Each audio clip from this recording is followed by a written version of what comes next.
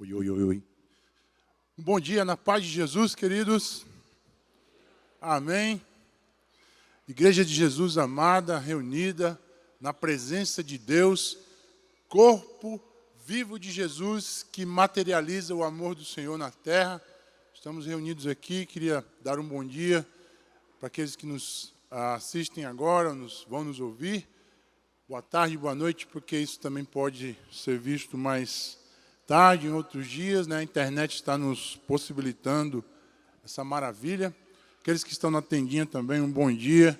E nós vamos dar o pontapé inicial hoje aqui nessa conferência maravilhosa chamada Soma. Quem vai participar? Eu já estou inscrito, né?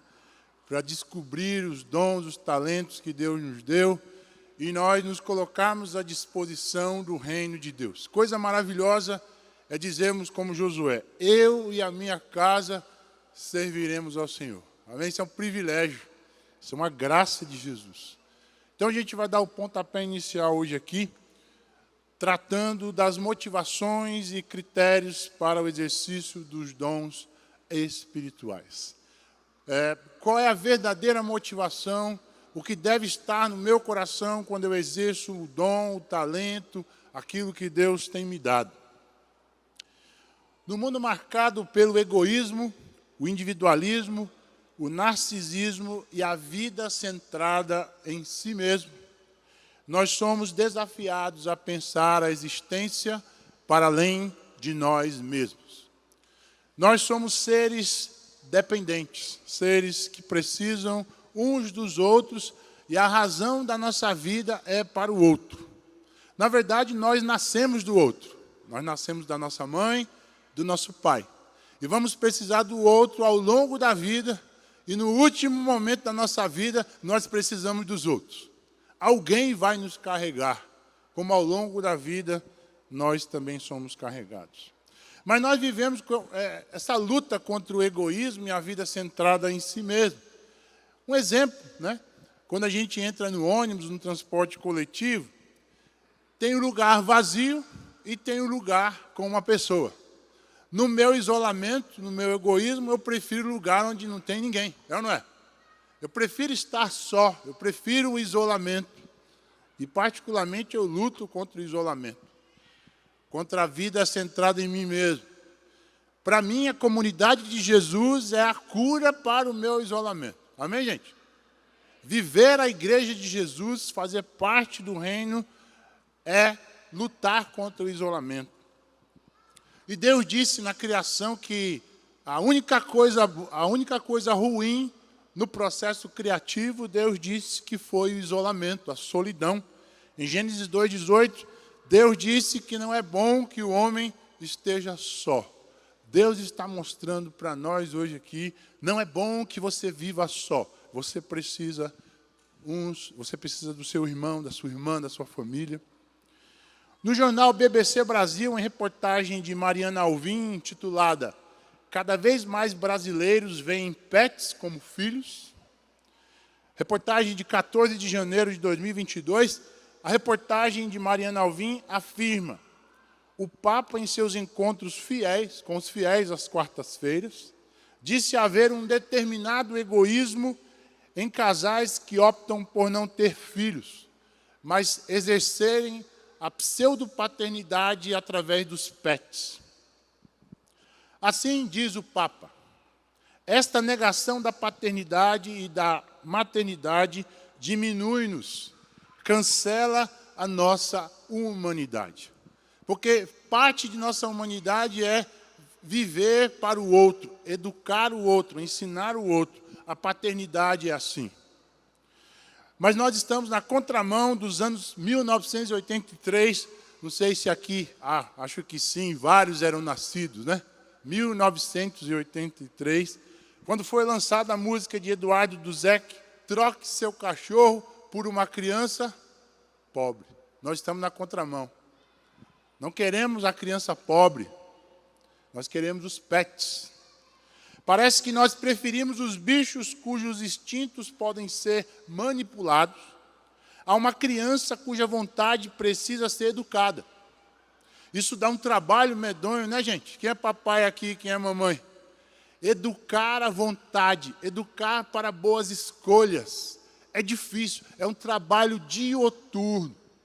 Levanta de manhã, faz o café, prepara para o colégio, ensina, obedeça a professora, obedeça o tio, obedeça todo mundo. Volta para casa, lava a roupa, arruma o menino de novo, é ou não é? Todo santo dia. É mais fácil cuidar de um pet, não é não? Você bota a ração, bota a água, não tem educação da vontade. Mas o exercício da paternidade ou da maternidade nos transforma. Na minha experiência, desde que minha filha Giovana nasceu há 3 anos, sou eu, na verdade, quem aprendo com ela.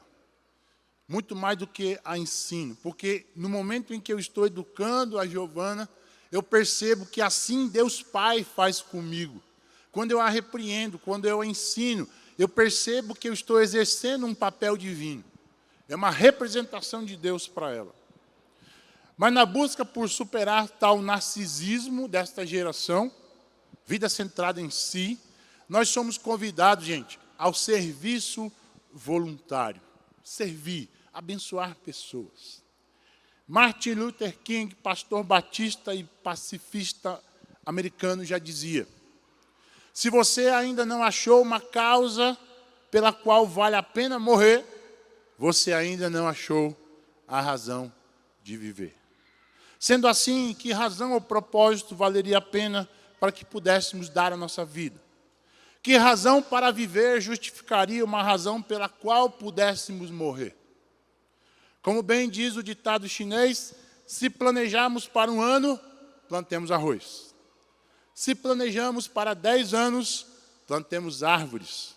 Se planejamos para 100 anos, preparamos pessoas. Conferência Soma vai nos ajudar a entender o nosso dom, o nosso talento, aquilo que Deus nos deu, para preparar, para formar, para edificar pessoas. Amém, gente? Esse é o desafio de Deus para a igreja. Servir a Deus através do exercício de nossos dons e talentos poderia ser uma forma de planejarmos para a vida, para a posteridade. Deixar um legado a essa geração. Um legado de amor, um legado da palavra de Deus, um legado de valores que podem mudar a nossa sociedade. Deus nos dá dons para que o glorifiquemos através do serviço uns aos outros. E a gente vê que o Espírito de Deus vem soprando isso ao longo da Escritura, e desde o Velho Testamento ele vem dando dons aos homens. Na narrativa bíblica podemos perceber que Bezalel e Oholiabe, eles eram judeus que viviam do artesanato na terra do Egito. Ali produziam e vendiam o produto de seu trabalho, fruto do talento natural que Deus lhes dava para sustentar as suas famílias. Eles viveram debaixo de grande perseguição e opressão, até que Deus anunciou que deveriam preparar o tabernáculo do Senhor. E Deus usou esses homens para, através da arte, desenvolverem um dom, um talento dado pelo Espírito. Veja, Deus resgatando a arte no Velho Testamento. A arte do artesanato, né? Talvez aqui entre nós, muitas pessoas têm essa habilidade, né? Habilidade como de Dorcas, de costurar coisas, fazer roupas, tecidos, elementos do artesanato para a glória de Deus. Isso é uma ação do Espírito Santo. Isso é uma habilidade dada por Deus. No deserto, já no Sinai, Deus deu a Moisés a ordem para a construção do tabernáculo. E segundo o modelo celestial, em Êxodo capítulo 25, 1 a 9, segundo tudo o que eu te mostrar para o modelo do tabernáculo e para o modelo de todos os seus móveis, assim os fareis. Então, Bezalel e Oholiabe eram artistas e receberam esse dom, esse talento, pelo Espírito Santo de Deus. E construíram a arca da aliança, construíram os móveis, o tabernáculo de Deus como uma expressão da arte. Eu acho que Deus nos chama a essas pessoas que têm o dom da arte, seja a arte plástica, né, as artes da música e todas as artes, resgatar as artes para a glória de Deus. Amém, gente? Os músicos, os artistas, as pessoas que sabem trabalhar com trabalhos manuais, Deus está chamando você. O texto diz eu o enchi do Espírito de Deus e de habilidade, de inteligência e de conhecimento em todo o artifício. Desta forma, um talento profissional foi transformado pelo dom do Espírito Santo. Deus pode usar a sua habilidade manual. Aquilo que você sabe, a costura, a música, a arte para a glória de Deus. A obra de Deus não pode ser feita, no entanto, sem a força e a capacitação que vem do Senhor. O texto de Deuteronômio 8:17 diz: não digas, pois, no teu coração, a minha força e o poder do meu braço me adquiriram essas riquezas. Nós não podemos exercer o dom de Deus, o talento de Deus na nossa força.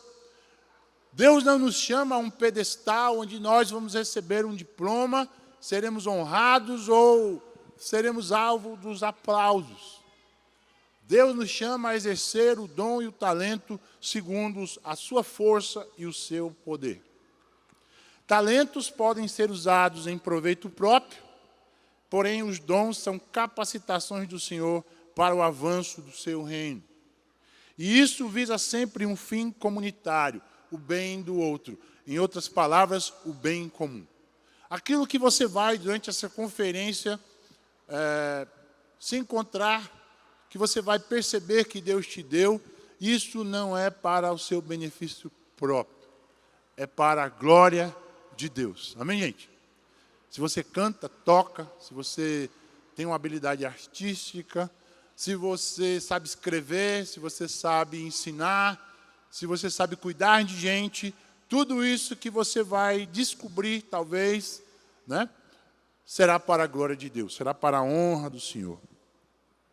A vaidade humana e a presunção fazem com que o homem use o seu talento para tornar o evangelho um negócio. Neste caso, não há dom, mas um esforço humano cuja glória é simplesmente humana. Jesus disse que aqueles que querem a glória humana já estão recompensados aqui. Mas aqueles que querem fazer algo para Deus têm a sua recompensa na eternidade, na presença de Deus, onde a traça e o ferrugem não podem consumir. Artistas, gente que faz, escreve, pensa, elabora, articula, cria, Deus quer usar isso tudo para a sua glória. E eu quero estar envolvido nesse projeto de Deus. Amém, gente? Em suma, o exercício dos dons espirituais, além do reconhecimento da fonte divina, deve obedecer aos critérios. E é isso que nós vamos trabalhar com vocês hoje aqui. Os critérios para o exercício dos dons espirituais. As motivações corretas. Os critérios da servitude, da fidelidade, da adoração e da dependência. Segundo a receita do apóstolo Pedro, e eu gostaria de abrir com vocês nesse momento, do texto de 1 Pedro, capítulo 4, verso 10 a 11, a receita do velho Pedro nos ajuda a alinhar a nossa mente, o nosso coração, a nossa vontade, a vontade de Deus para o exercício dos dons. Eu convido vocês à leitura, se você tem a sua Bíblia, seu tablet, seu celular, ou mesmo acompanhando na tela a leitura do texto. Vamos ler. 1 Pedro, capítulo 4, versos 10 e 11. O apóstolo Pedro diz o seguinte: servi uns aos outros, cada um conforme o dom que recebeu, como bons dispenseiros da multiforme graça de Deus. Se alguém fala, fale de acordo com os oráculos de Deus. Se alguém serve, faça-o na força que Deus supre, para que em todas as coisas Deus seja glorificado por meio de Jesus Cristo, a quem pertence a glória e o domínio pelo século dos séculos. Amém. Vamos orar.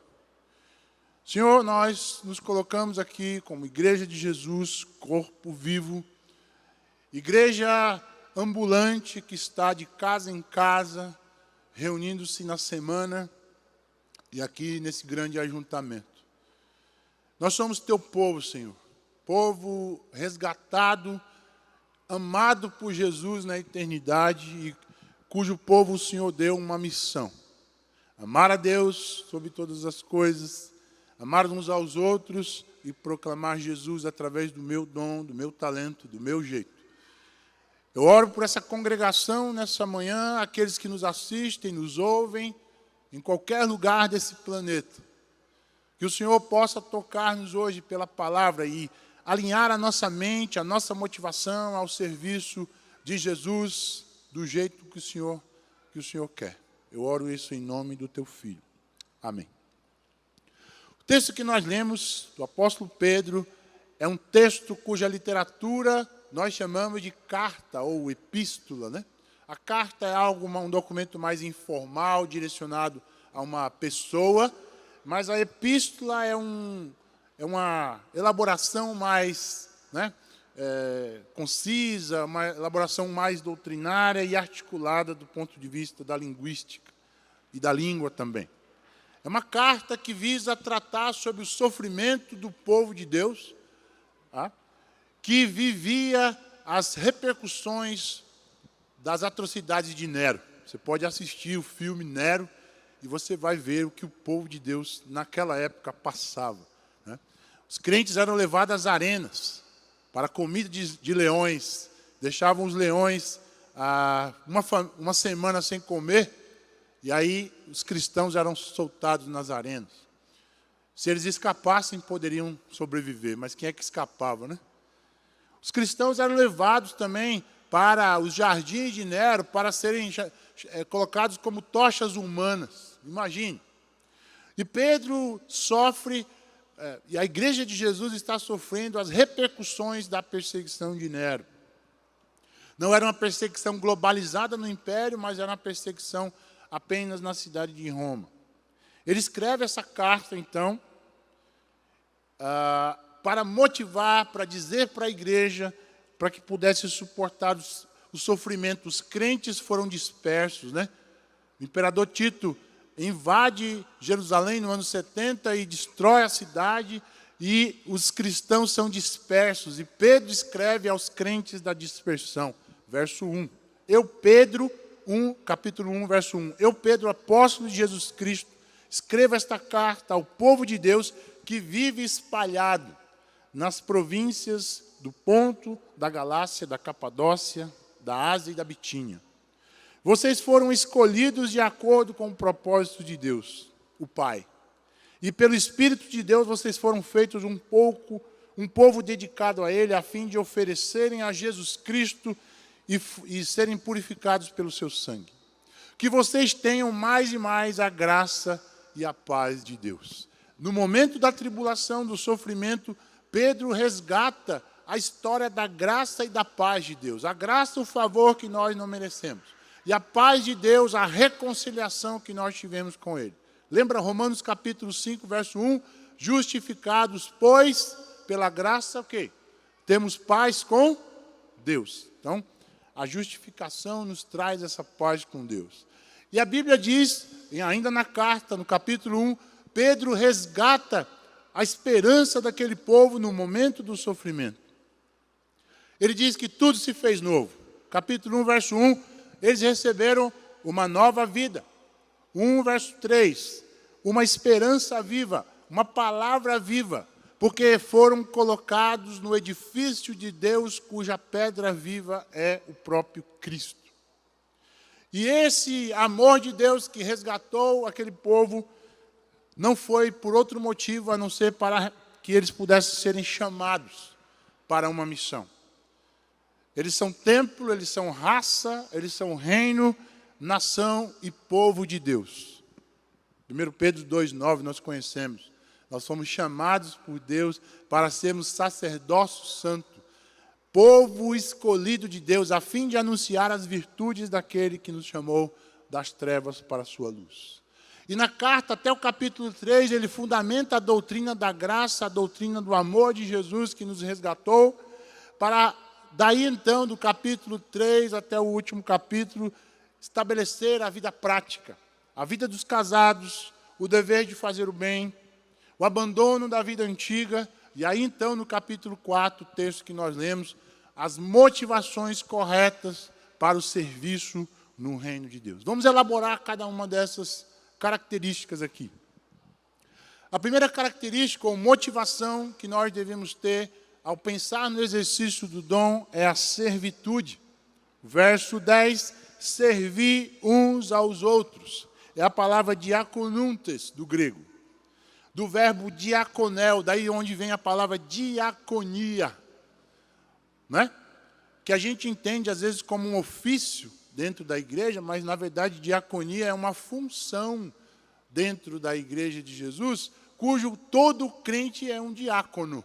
O que é um diácono? É um mordomo. É aquele que tem a mesa para servir a comunidade. Foi isso que a igreja fez em Atos capítulo 6, né?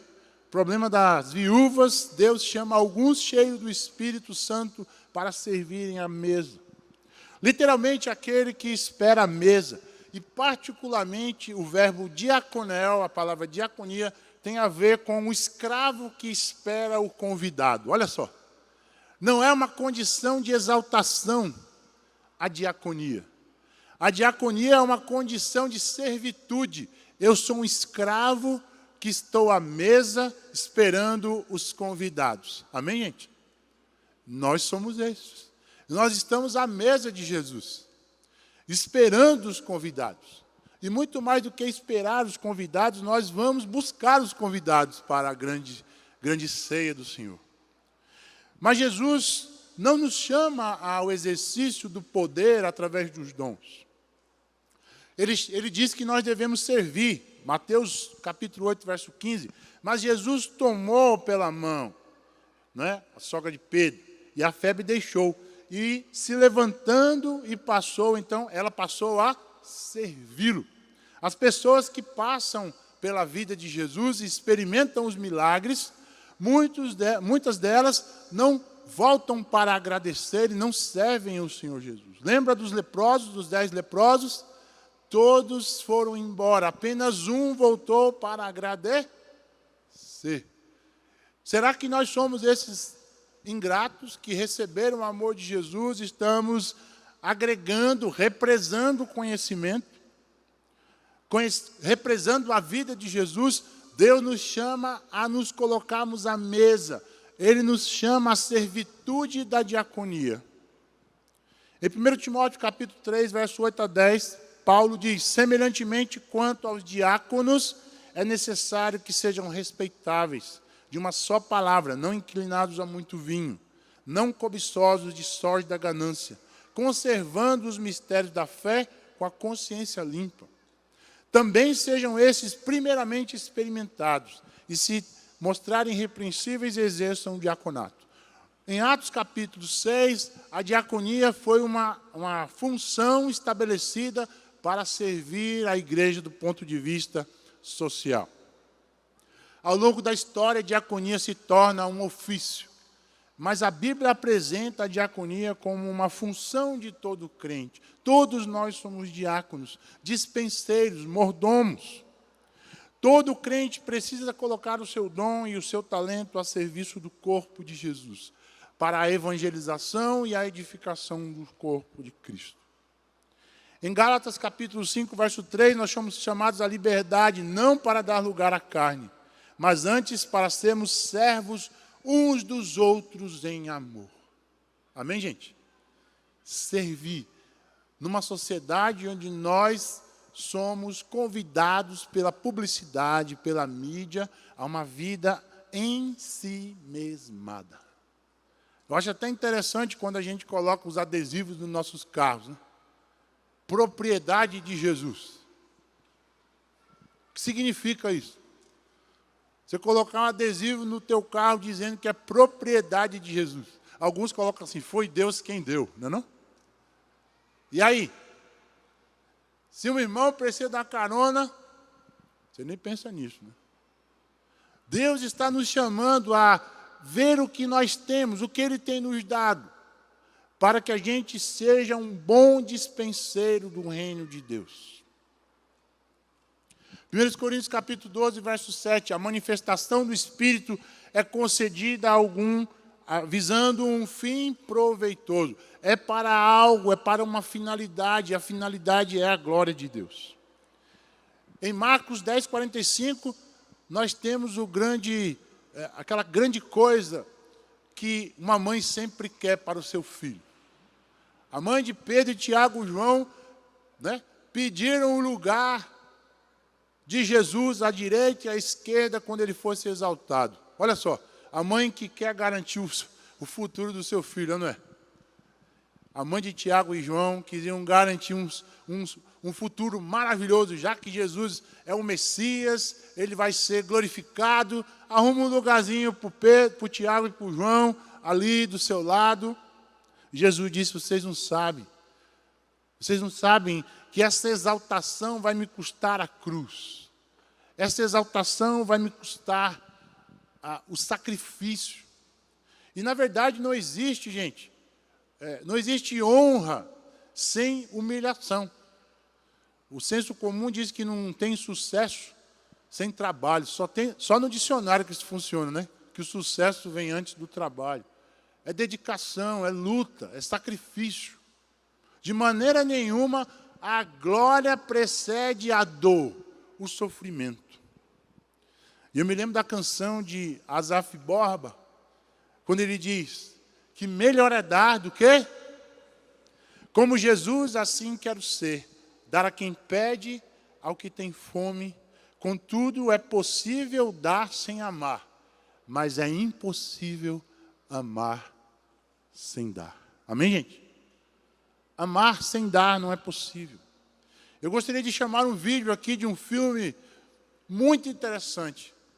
Chama-se Até o Último Homem. Um pequeno trecho que vai nos mostrar o que é a verdadeira servitude. Vou pedir para a produção soltar.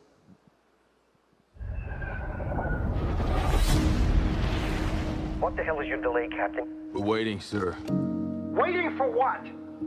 Private Doss. Who the hell is Private Doss?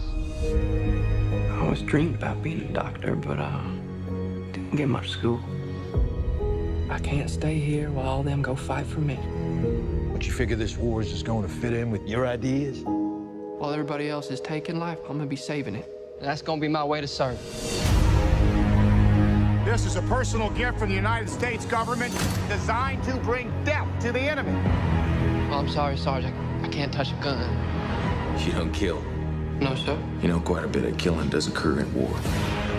Private Doss does not believe in violence. Do not look to him to save you on the battlefield.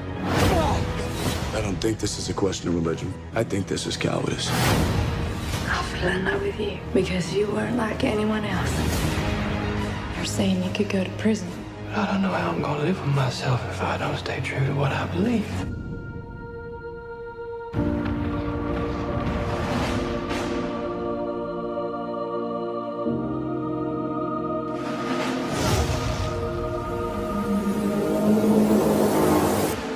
I'm gonna get you home.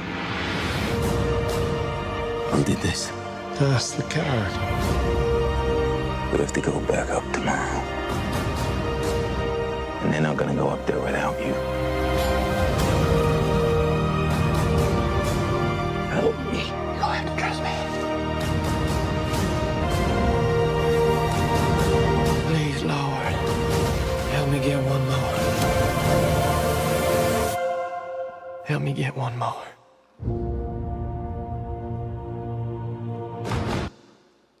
O espírito da servitude. A história de um médico adventista chamado para a guerra. E ele não poderia usar armas. Ele, na sua concepção religiosa, eu não posso usar armas para lutar. E ele, através do exercício da sua profissão, a missão dele era salvar mais um. Sempre salvar mais um. Por isso a história Até o Último Homem. Interessante que ao longo do desenvolvimento do filme, ele é rechaçado, ele é oprimido, ele sofre no quartel, por conta da sua confissão de fé. Mas os seus inimigos, no final, eles reconhecem a autoridade, o poder do serviço na vida dele. E o último homem que ele salva na guerra era aquele que o perseguiu. Amém, gente? Deus nos chama a usar o serviço para testemunhar o amor de Jesus, inclusive para aqueles que são contra o Senhor. Então, o que eu tenho feito daquilo que Deus tem me dado? O que eu tenho feito da minha casa? Ela está aberta ou fechada ao reino de Deus? Apenas por preciosismo, né? Tem gente que não gosta de abrir a sua casa, para receber pessoas. E às vezes é por causa de preciosismo, né? As mulheres, Maria, eu tenho que arrumar minha casa, tem que estar tudo certo, tem que estar tudo limpo, tem que estar assim. Mas de repente uma pessoa precisa de ajuda ao longo da semana e liga. Eu posso ir na sua casa para desabafar. Aí você diz, eu não arrumei nada. É ou não é? As irmãs aí. Não posso receber você. Como não? Uma vida precisa de ajuda, gente. E a minha casa, o que eu tenho, deve ser usado para servir essa pessoa. Como está a minha agenda? Ela me permite servir a Deus e aos meus irmãos, ou eu sou escravo da minha agenda? Você tem sido um bom mordomo da sua agenda? Ou a sua agenda está hiper, super, mega, max, tera, giga, lotada, em que não cabe um tempo para falar com pessoas, para viver a palavra de Deus, nem com a sua família às vezes, né? E as minhas posses, o meu carro, o emprego, o dinheiro, são propriedades do Senhor?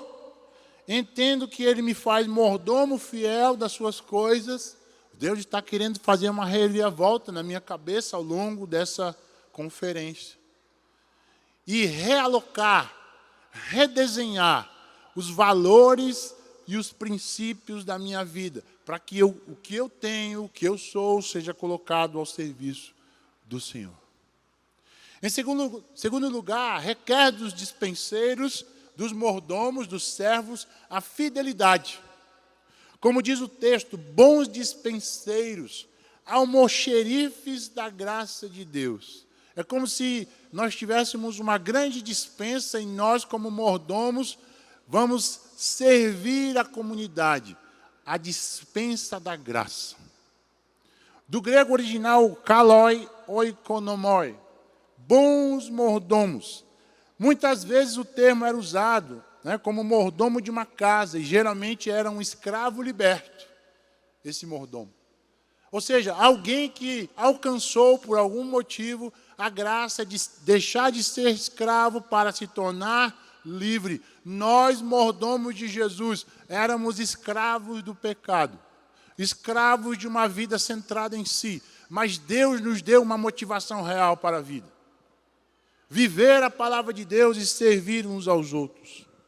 E para isso exige fidelidade a quem nos confiou o tesouro de quem nós recebemos recompensa. Há um tesouro no seu coração, há um tesouro na sua vida.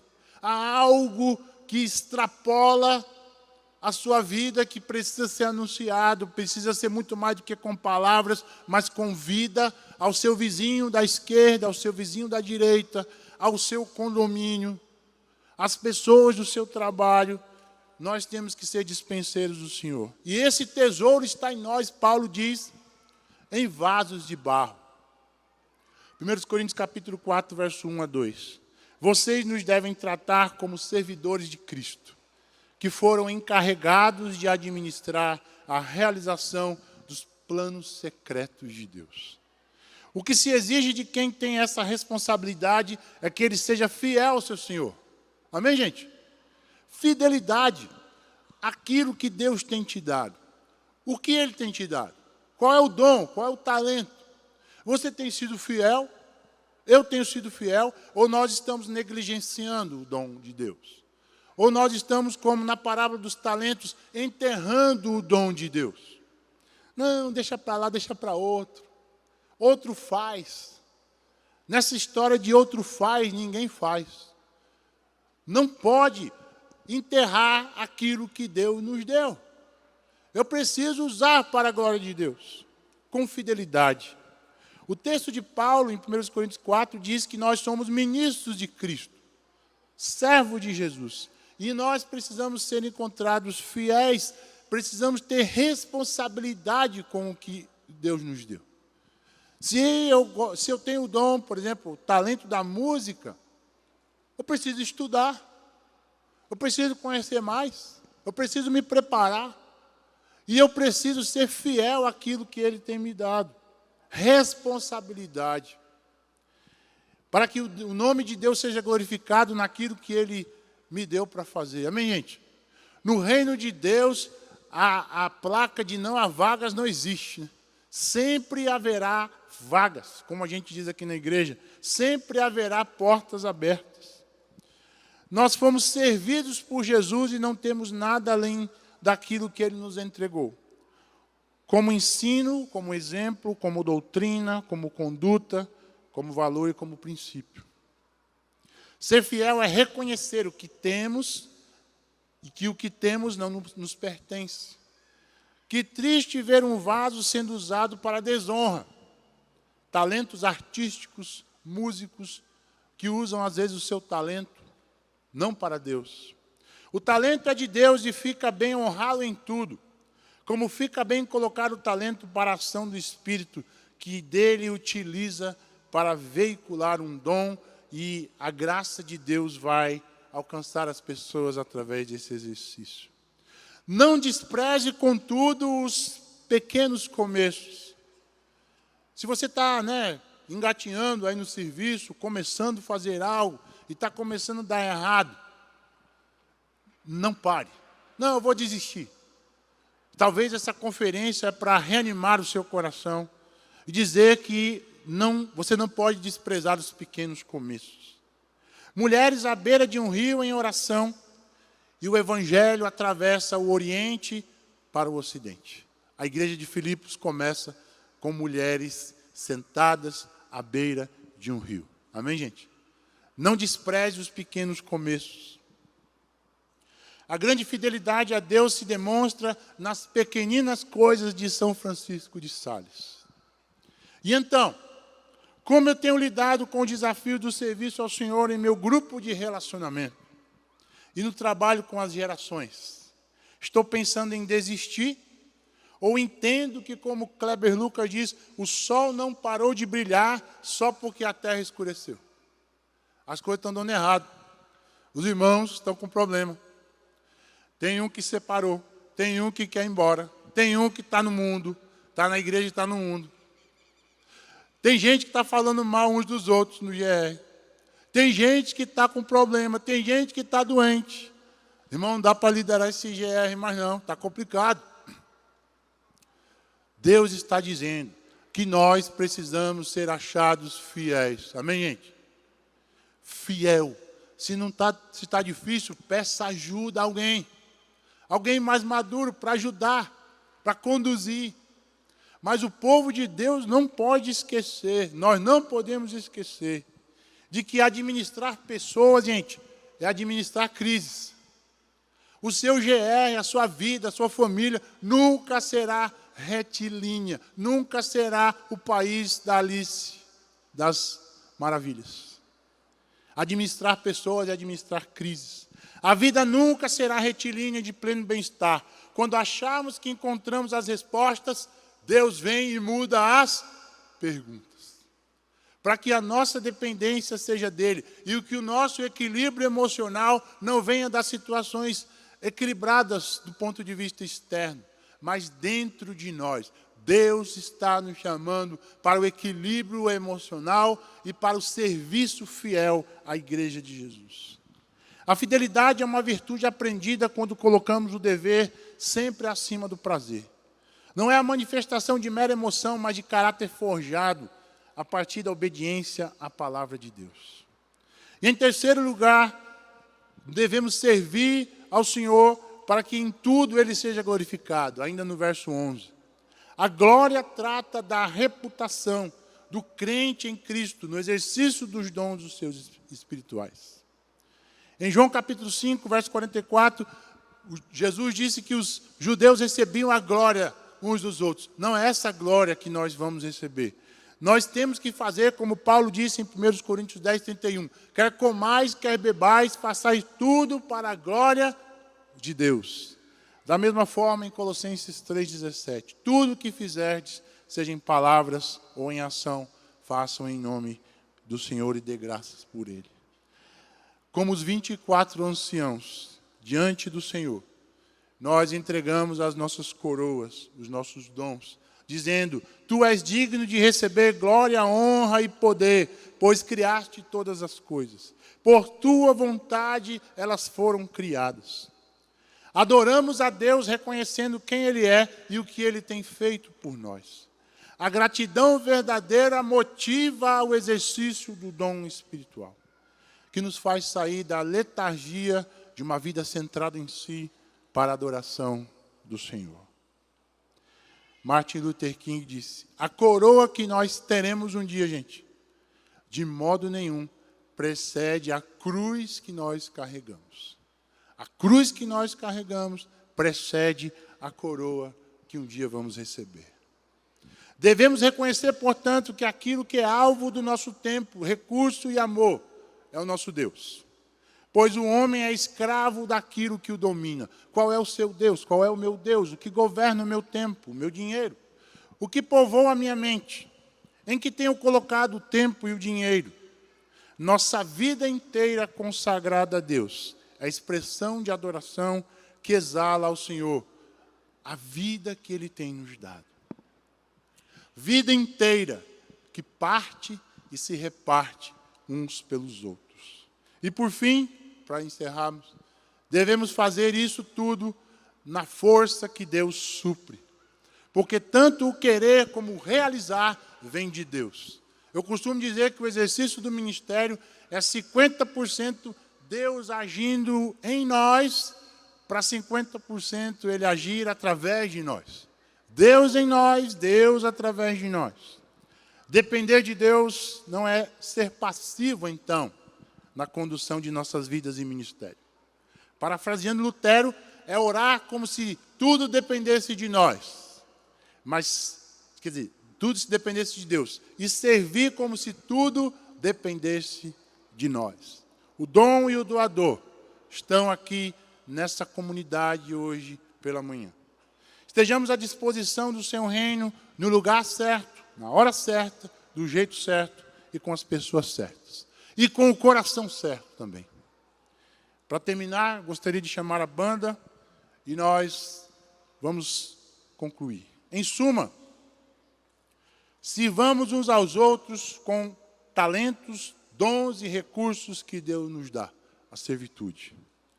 Sejamos fiéis, perseverantes e nunca desistamos daquilo que Ele tem nos dado para fazer no seu reino, a fidelidade.